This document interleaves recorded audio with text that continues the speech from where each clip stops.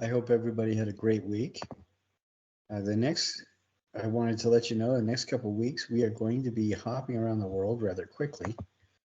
It's Unfortunately we only have a few months together, which means that there's a lot of stuff we're going to be looking at very, very rapidly and then moving on. I think for a world tour, we're only going to 4 different areas.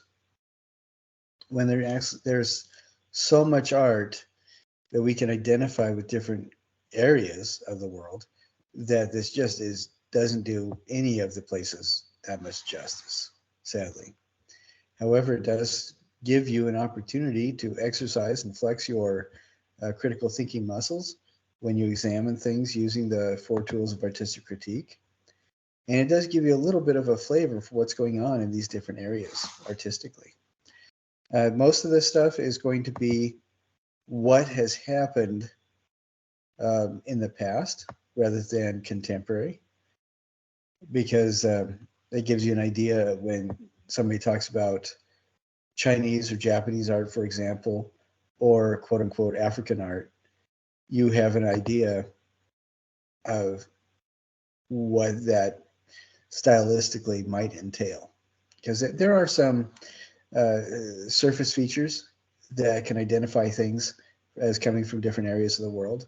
But now with the internet and so much communication back and forth and so much exchange of ideas, it's really difficult to identify specific things as coming from specific areas generally. But we're going to do the best we can. This week we are going to talk about world art from Asia, primarily China and Japan. And there is some really amazingly cool stuff that we can see from these areas.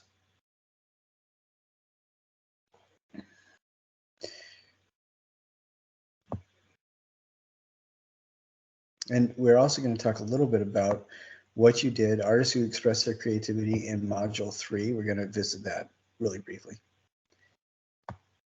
I wanted to show a short video if we can do that. I'm going to see if everything will work. Let's see if we can get this to work. Okay. Sometimes the sharing thing works really well. Sometimes the sharing thing does not work well at all. So I'm going to do the very best I can.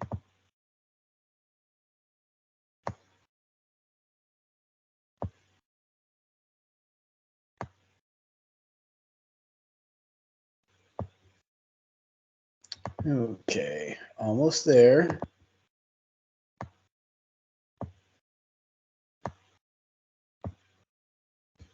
All right, let's see if this will work.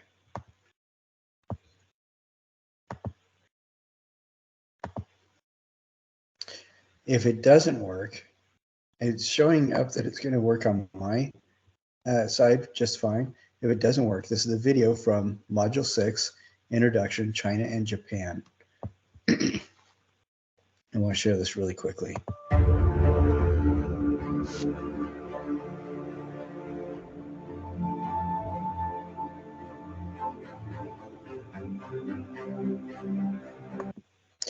One of the reasons why I'm interested in having you guys look at this is just so you can see this is very different than what most of us are used to.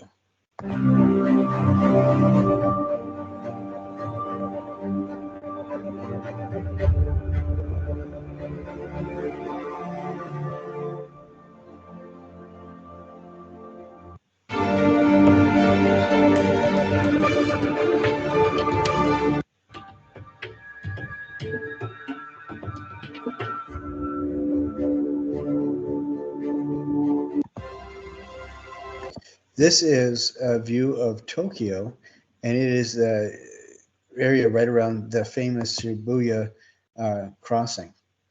Now, I don't know if you guys have seen any of the Resident Evil movies with Mia Jovovich, but I think it's either the second or the third one where you find out that the terrible Umbrella Corporation is hiding directly underneath the Shibuya intersection in Tokyo.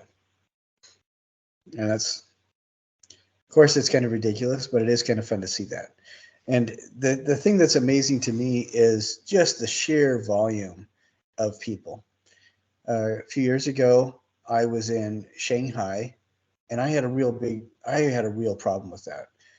About 10 years ago, I was working on the Provo City Center Temple stained glass, and I had to go to China to uh, teach a few people how to do stained glass for the LDS Church so that the styles matched. And I went to two different areas there, and that wasn't really too bad because I stayed with fantastic people, and they really protected and guided me around, and it was awesome. So I thought I had actually seen China, but find out later, the areas that I went to, even though they looked like cities to me, everything was bigger than Salt Lake. Uh, the areas were considered podunk by by the people that lived in the real cities. And so when I went about 4 years ago, I went to Shanghai, and the person I was with was kind of concerned because I had gone totally quiet for the entire day. It had dawned on me that these buildings we were passing, each of the buildings we were passing, had more people living in that building than live in all of St. George. And it totally blew me away. And sometimes as we look at different things, it's a really good idea to kind of step back and put things in perspective. How much of when we see different cultures, we have to remember, and I wasn't doing this, but we have to remember that we need to evaluate them and examine them with their own context, and not uh, look at them from our own sheltered perspective, and evaluate them. Well, we have to look at them, but I mean, and evaluate them from our own sheltered perspective. There's another video in there that shows a time lapse of how China has changed, how much it has changed. And there are a lot of things that have changed quite a bit. But this is I mean, at times it looks very similar to what we're used to, but it is also something that is very different than a lot of things that we expect if we're born and raised in the United States.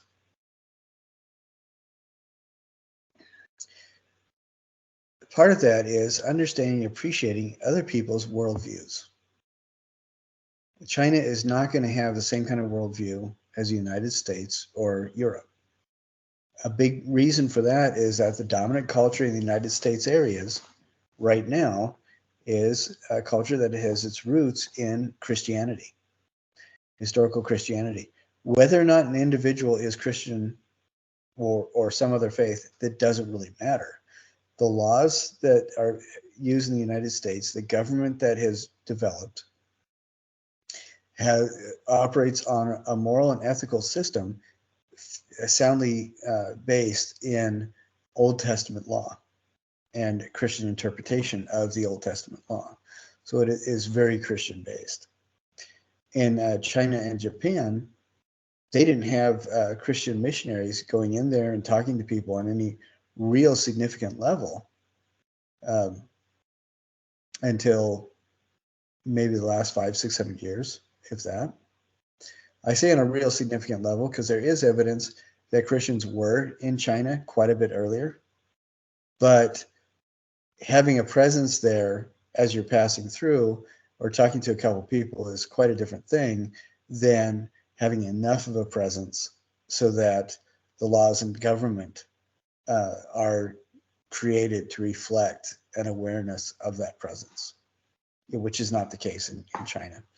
The first time I was there about 6-7 years ago, I found out there was something called, I'm sorry, about 10 years ago, I found out there was something called house churches in China, because there's only a handful of recognized religions that the government will give tax breaks to and things like that. Most Christian faiths and most other faiths, they're called house churches because they will meet in private property. They can't buy a plot of land to build a chapel on or a mosque or anything like that. they have to meet in people's residences or in like banquet rooms, for example, at a hotel that they rent, and which makes it kind of interesting. But China and Japan, the moral and ethical codes are built on something different than what we're familiar with. And I'm going to talk about that a little bit, and I'll just go through the modules. The first one is going to talk a little bit about Japan. There's something called animism. Animism means being aware of uh, a subliminal life or a subliminal uh, spirit somehow in everything around us. And it doesn't refer to animals. Animism refers to animation or animate, which means that there is life in something. Shinto is Japan's oldest and indigenous religion, where the awareness of the spirit is present, and that is uh, that awareness translates to uh, devotion and religious or spiritual offerings to the spirits that are present. And they're called kami, or gods or spirits. And they revolve around the idea that if something is incredibly beautiful, if it takes your breath away, if you feel a certain something in an area, or even on the other hand, if it's something that's really dramatic and terrible, all those things that evoke a strong emotional response, uh, that's an indicator of the presence of a kami. So the kamis will inhabit beautiful plum tree and cherry tree groves. They will inhabit incredible waterfall areas, but they will also inhabit landfills that are nasty. And it could be an area where something is growing, and it could be an area where nothing grows. But it is that idea that there is something powerful in an area that evokes a strong emotional response, and that something powerful needs to be respected. And that's what Shinto, and yet, no doubt you've seen the shrines. I'm going to show you a couple pictures here really quick.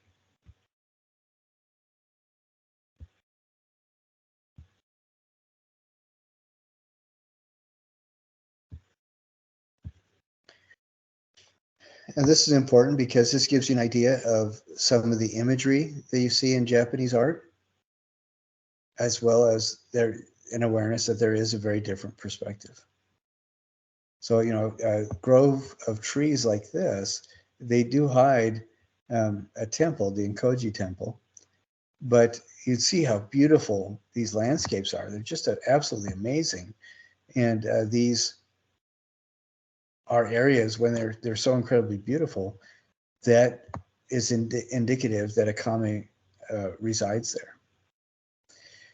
Now, how that translates is that's where you see these incredibly gorgeous floral designs on clothing and screens and things like that, because they're not just making a pattern of a cool flower.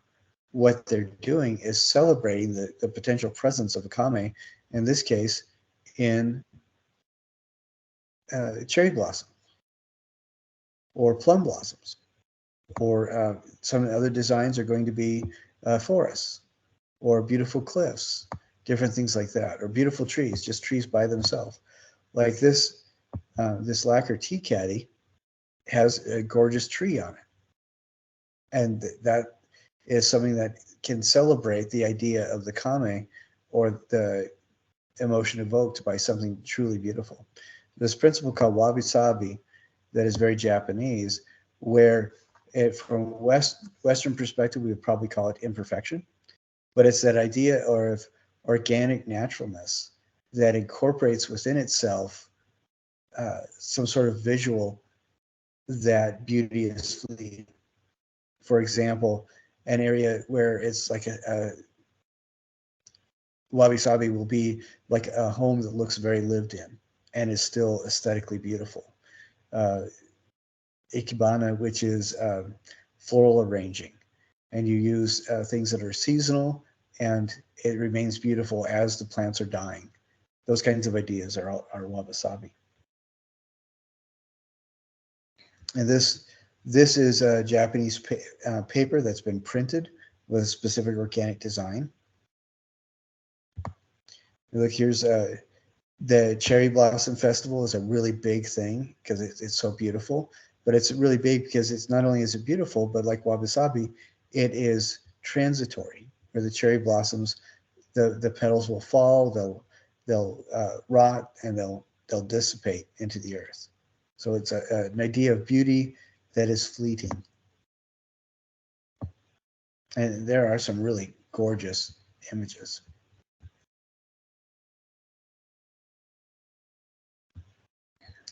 Now, so that is one of the really strong underpinnings of culturally Japanese worldview. Now, in China, there's something called Confucianism. About 2,400 years ago, there was a court official that realized that the country would remain stable for an awful lot longer if people were aware of how they interacted with each other in a social sense and maintained elements of respect, admiration, and appreciation for each other within the confines of that understanding of their place in the social order. So there are different relationships, wife to husband, husband to father, child to parent, different things like that. And it's a not quite a religion as we would understand it. It's more of a network of ethics and morals to help people do the right thing in almost any situation. And no, I'm sorry, it's designed to help people know how to do the right thing in almost any situation, so that the culture can be maintained, that the social structure and hierarchy is maintained. So, which is rather different than, again, what we think of in the West.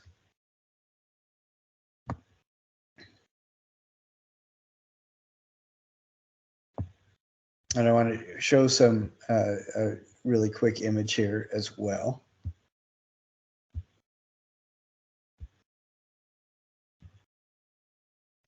So we see some similarities to some of the Chinese imagery.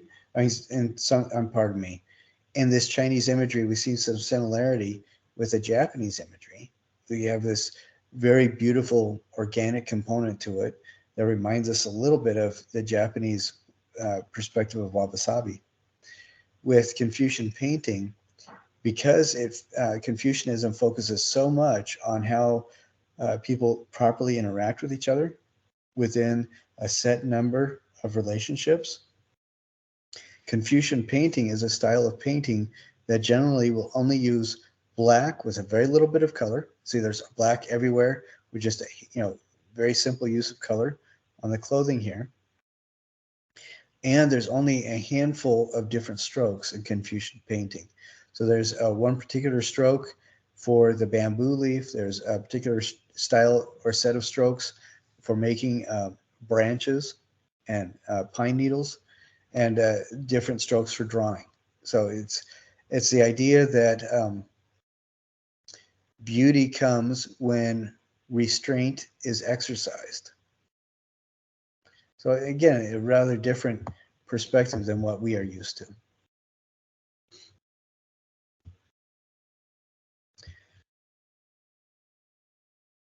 We're going. Another thing that is also prevalent is Buddhism.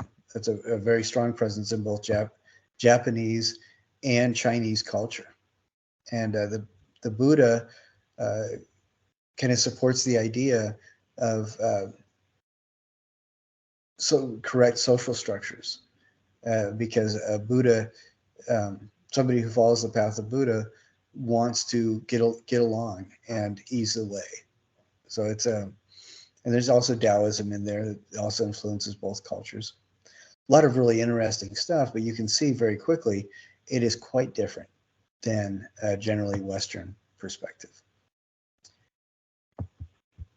Now, there's a particular style of Japanese painting that we're going to look at, which I think you'll see kind of reflects a little bit of these different ideas. It's very different. I mean, at the very least, you can tell that it comes from a specifically different worldview. So the Rimpa painting is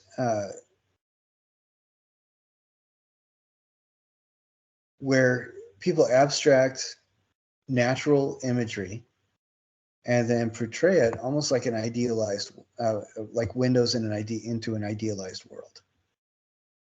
And if you know anything about Japanese architecture, a lot of the times the houses are built so that inside the interior walls are all made out of paper. And a lot of the times the exterior walls will also be made out of paper that is glued over a lacquered wood framework. And so, this paper can be rather blank, but in order to decorate it and to make it beautiful, people would do Rimpa style paintings where they would be these idealized windows into a stylized natural world. You can see this is an excellent example. All these fans,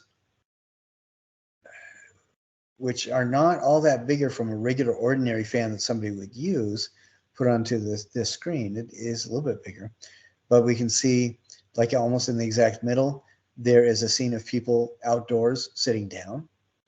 To the far left, we can see some plant life. Right below that, there's a bird, it looks like a pheasant, flying out of a grove of trees. So all of these are not necessarily limited to nature without human presence, but all of them are scenes from, or generally going to be scenes from outside.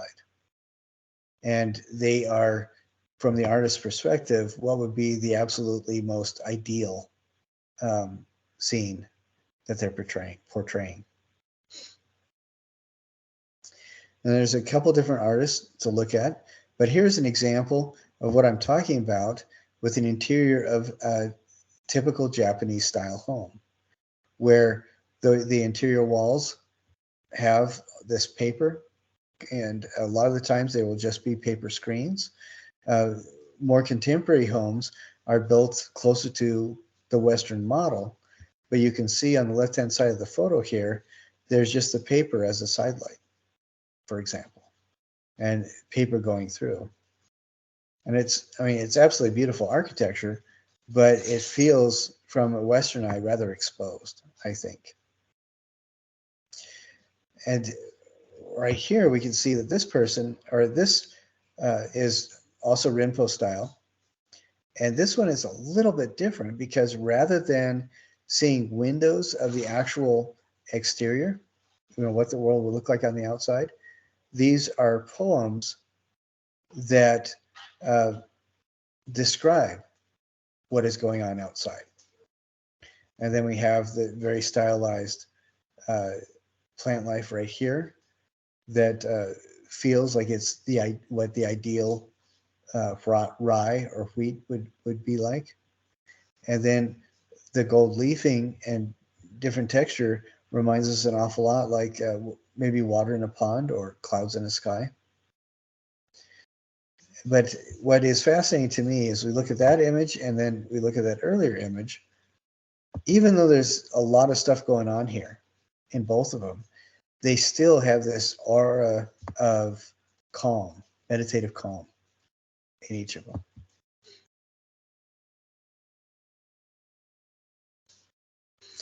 Now, Guoha is a style of Chinese painting.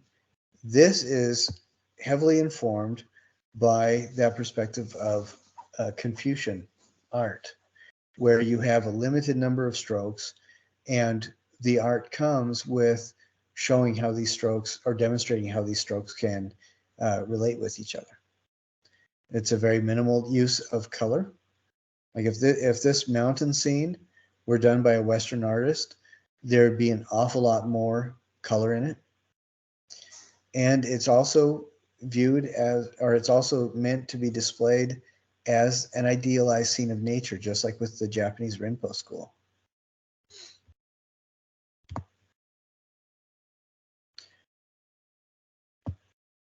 A lot of the times these would be put instead of on paper meant to be interior walls. um, the Guohua painting would be on scrolls that would be unrolled. Sometimes the scroll would have to be unrolled from one side to another. You would unroll one part and roll up the scroll as you were unrolling the other area. It's almost like a moving image. And sometimes if there are vertical scrolls, like this one appears to be, you could see the whole image at once. Again, idealized nature. But what's fascinating about these to me too is a lot of these feel like they have stories attached to them, and you want to know what's going on. So instead of just being a painting to look at, like all really good paintings, there's an awful lot going on that engages you to use your imagination and place yourself in the image too. Almost so you can like participate in building the meaning up of the image.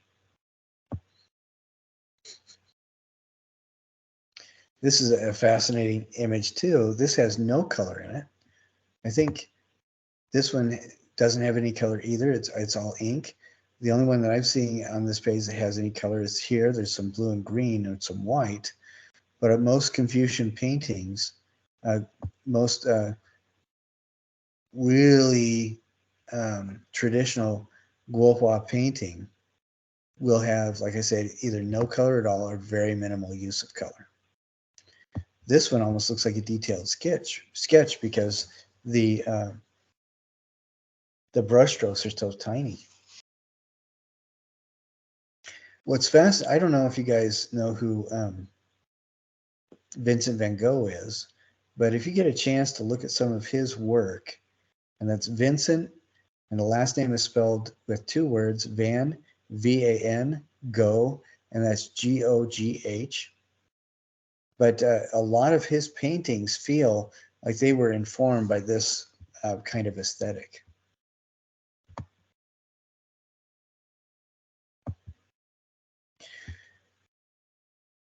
Next part, after you look at both of those, there is a quiz. What I would recommend when you take the quizzes, most of you are doing really well on them. What I would recommend is copying the quiz page and put it next to where you're working on your computer, or sorry, as a second screen on your computer, and then just go back and forth between what you just read in the module and the page of the quiz. I mean, that's totally easy to do. You look at this. What is the indigenous religion of Japan? We talked about that. Well, Taoism came from China. Buddhism came from China and India. Christianity came from Europe. So there's only one left right there. That's the indigenous one. In Japanese religion, what are the spirits that inhabit nature, natural forces, and places? Those spirits, the Japanese word is breath or wind. And that is Nosferatu is not it. Matsushima, no. Inari, no. It is Kami, right there. Now, in Confucianism, there's a lot of concern about idealizing nature. And even though that is not a social relationship, healthy and structured interaction with nature is one of the fundamental principles of Confucianism because it demonstrates your commitment to the proper confines and ethics of social engagement.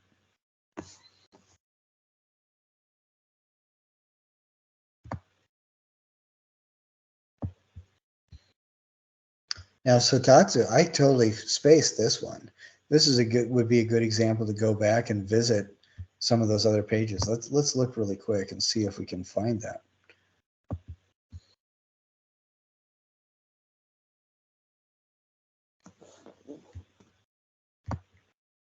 So the word is Sotatsu. We look at the Rinpa School of Japanese Painting, and we're scrolling down a bit.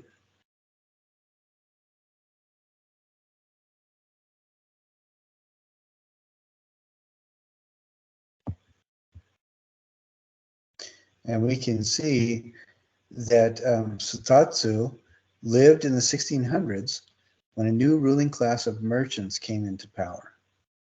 So that's how easy we can do. And this is not cheating. This is what you need to do in order to uh, do well in the quiz. I want you to pay attention. Um, and the quiz just demonstrates that you've read the module.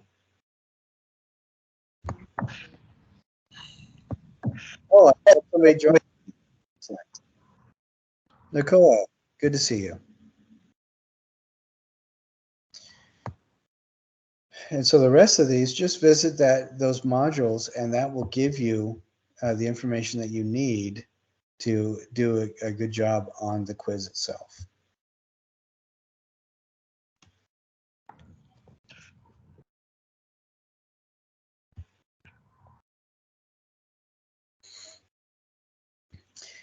Now, as you are looking at these different things, I really like this. This is another one of those screen paintings.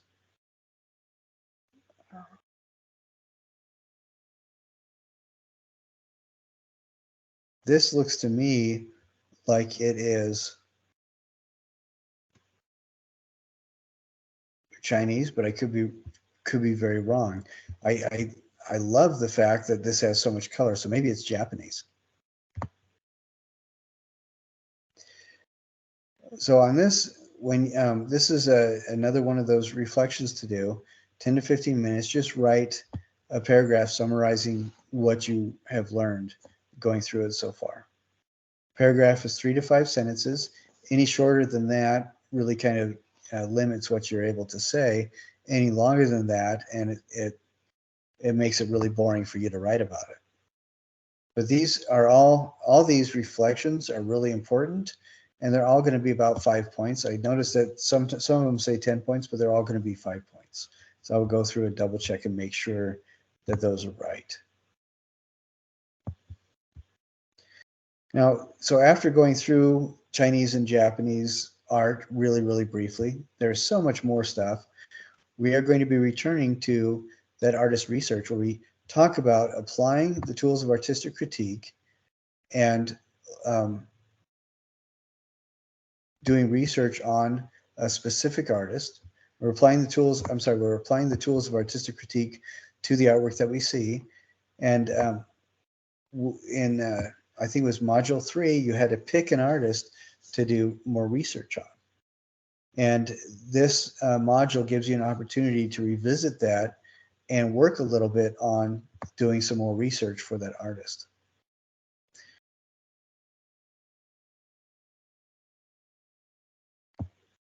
What you're going to be doing is finding sources of information.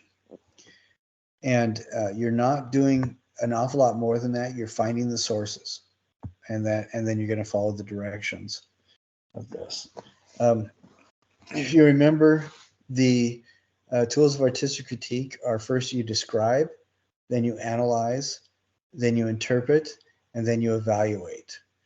And another way of saying that is you're describing what it is, you're analyzing how it was made, you're interpreting why the artist made it, and then you're evaluating whether or not it's successful.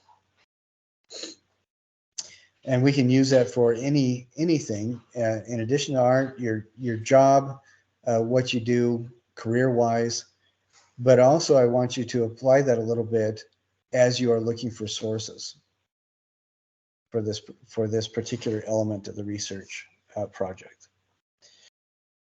The first stop I recommend is going to Wikipedia. And I know that you've already had professors say, don't use that as a research anchor point, and that's completely right.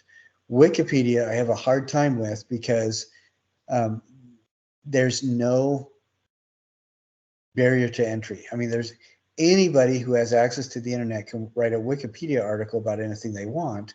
And if you decide that you're going to write one, anybody with an internet connection can go back and make corrections on your article that you wrote, which makes it problematic if you are writing something about history of your own family and then some stranger that you don't have no idea who they are comes and edits it. Then you really can't rely on that information as anything resembling a scholarly source. But what's great is at the end of the article, it has all sorts of different links and everything to go and visit. So if your artist is Slinkachu, you look up Slinkachu on Wikipedia and scroll all the way down and see what YouTube videos and what articles and other things they have links to at the bottom of the article, and then explore those. As you do your search, you're also going to be doing searching using search engines.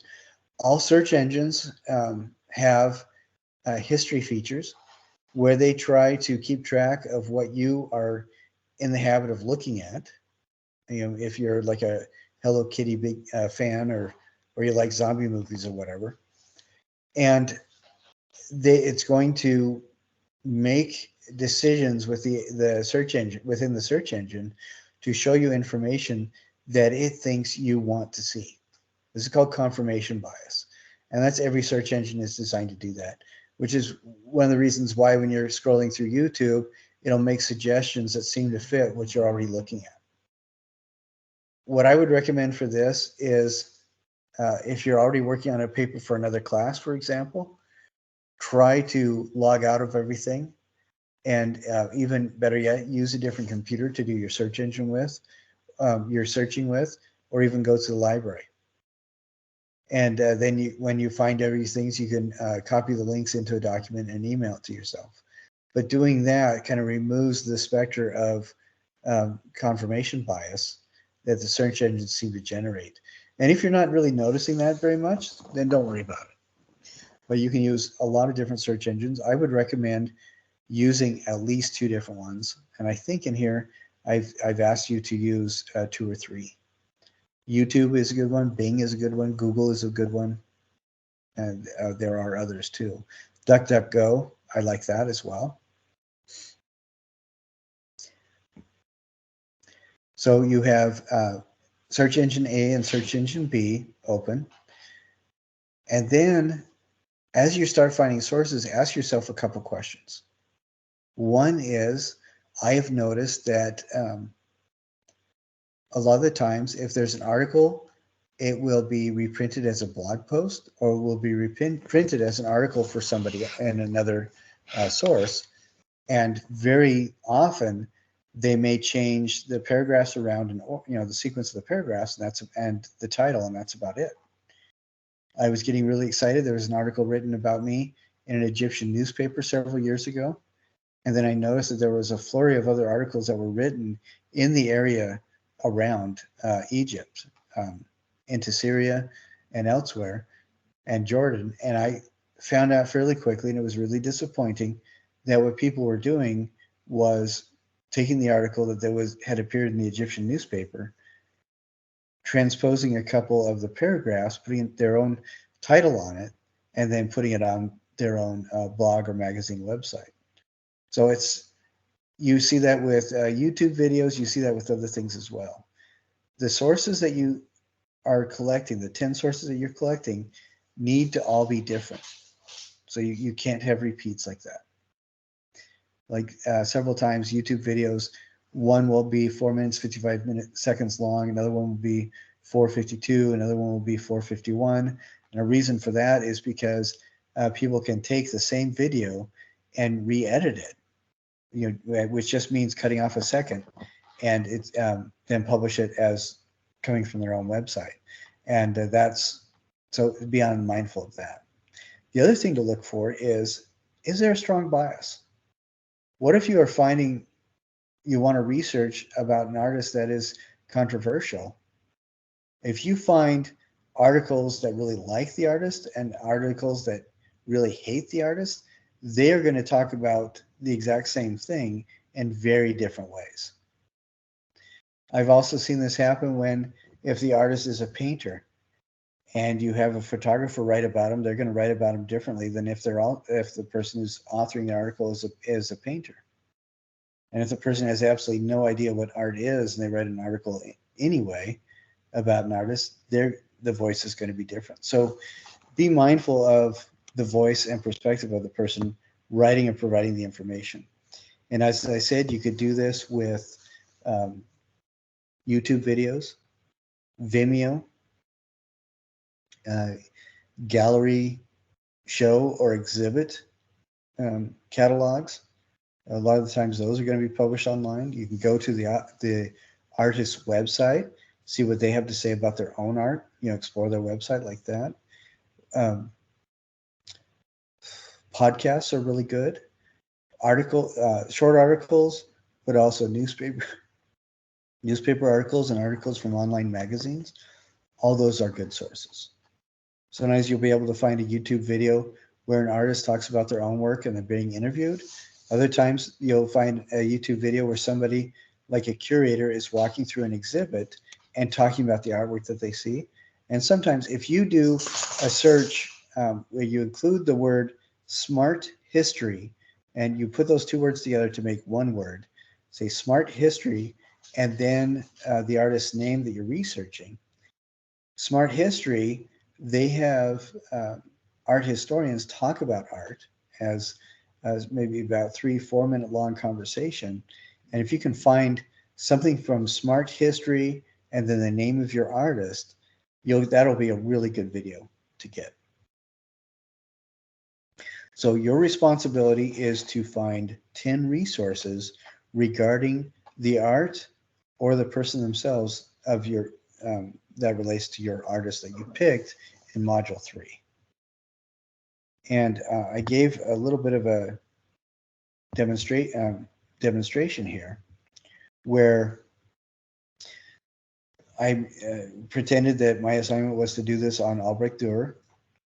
So the first one is I found Encyclopedia Britannica article that was a biography of Albrecht Dürer. I just included the link. Next one was a YouTube video on Albrecht Dürer and his self-portraits. The third one is a link to a YouTube video on Albrecht Dürer and an artist talking about him. And then I'm just saying all the way to 10. So I only included 3. But you can see it's just, put a number there, period, space, and then the link. And that's what it's going to look like. You'll put all those into a document. And I used both Google and DuckDuckGo and YouTube to generate this list. Put all that in a single document with each of the 10 links. And then that's what you're going to be submitting. It took me I only share 3 sources. The whole time, it took me about 45 minutes or less to do this whole process with Albrecht Dürer.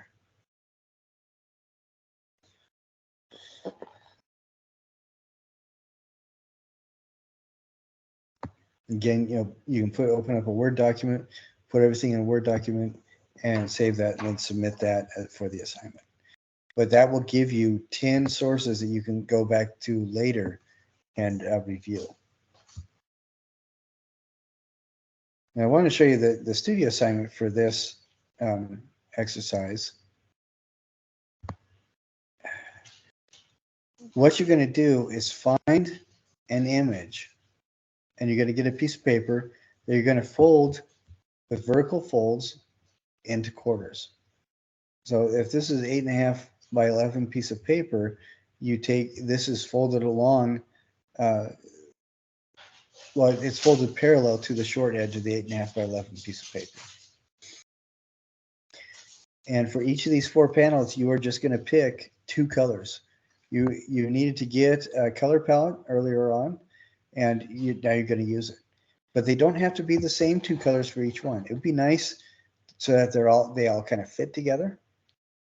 But what you're going to be graded on is you're going to find an image that you can reproduce a little bit, and you can see whoever did these did a beautiful job, but they are not photo accurate to the actual image that they were using.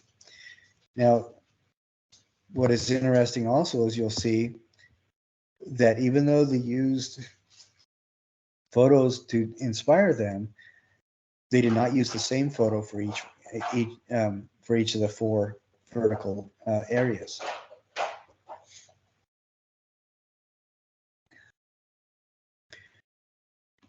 So on this, I would say follow the directions and see what you can come up with. But also another thing to point out, even though you're using two colors, you could have light and dark of the same color. So this is a dark blue and then a pale blue that looks a lot more like that seems to go towards sky blue or almost turquoise. Here we see that the two colors are green and that turquoise blue.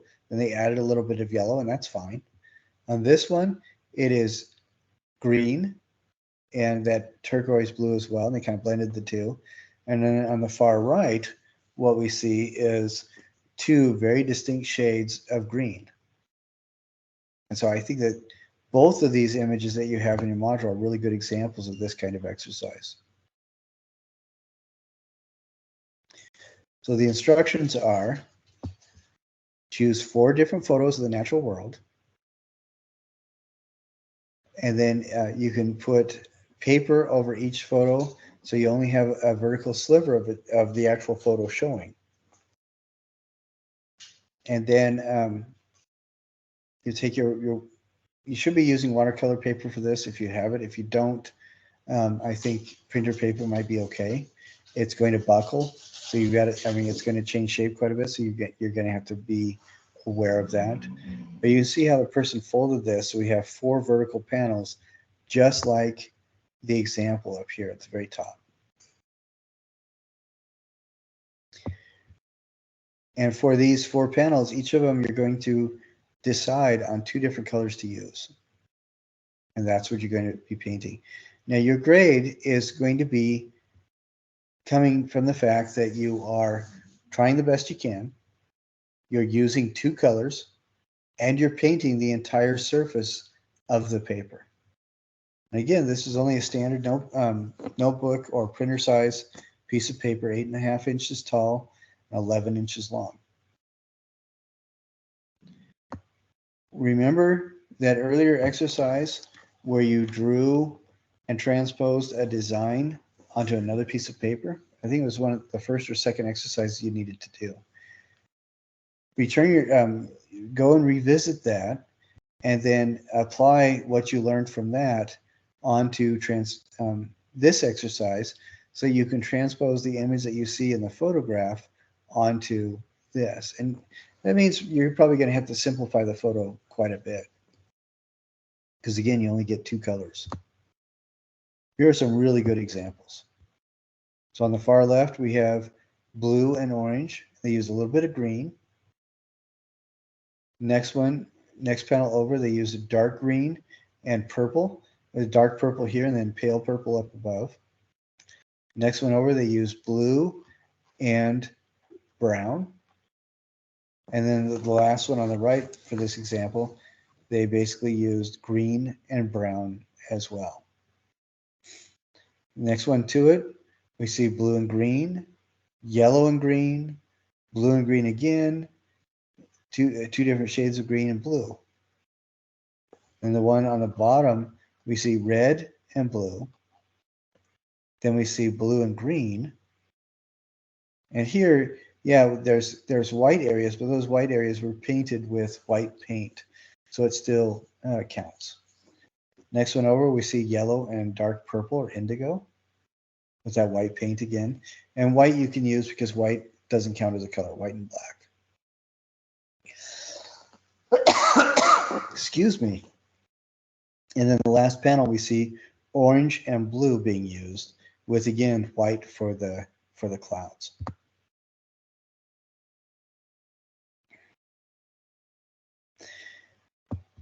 Please go through, underneath those examples, you will see an area that says content, a note about color.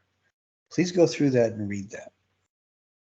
Now, value refers to how light a color is or how dark a color is. And then chroma or hue refers to what the color is. In this case, the top bar is red, the next bar is blue, and the bottom bar is green.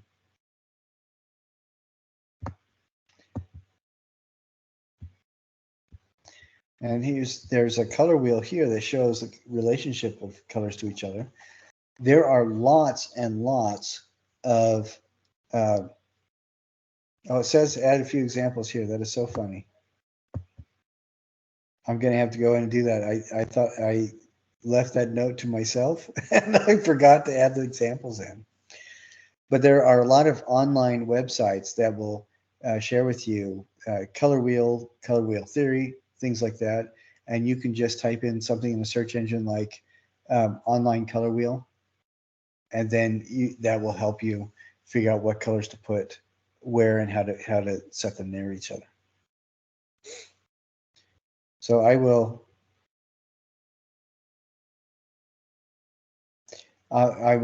change this later on tonight. I'm so sorry.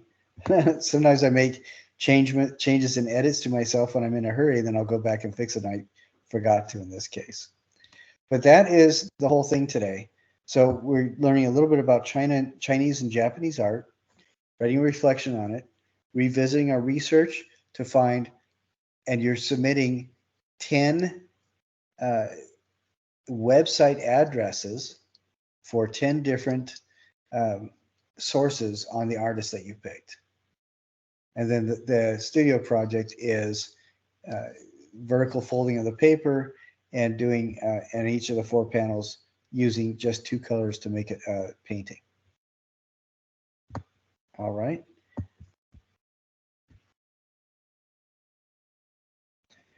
So since nobody's here, I'll ask if anybody has any questions, please email me and let me know.